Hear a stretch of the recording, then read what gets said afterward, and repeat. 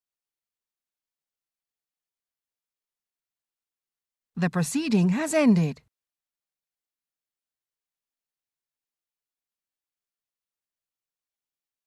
The proceeding has ended.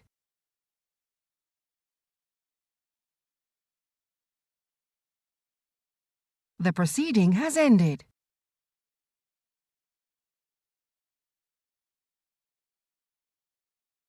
The proceeding has ended.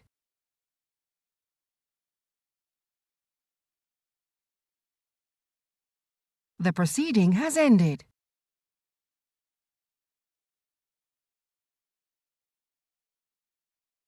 The proceeding has ended.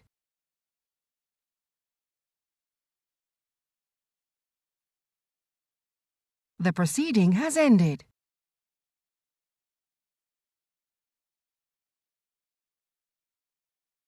The proceeding has ended.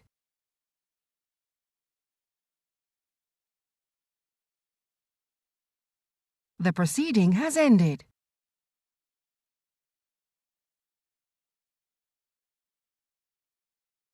The proceeding has ended.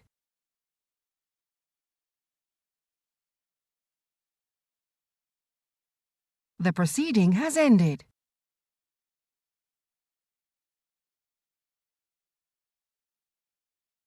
The proceeding has ended.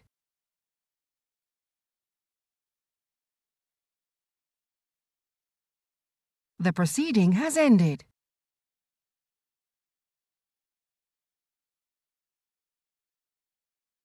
The proceeding has ended.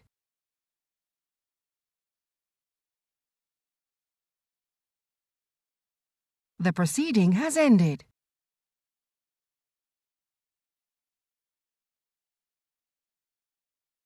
The proceeding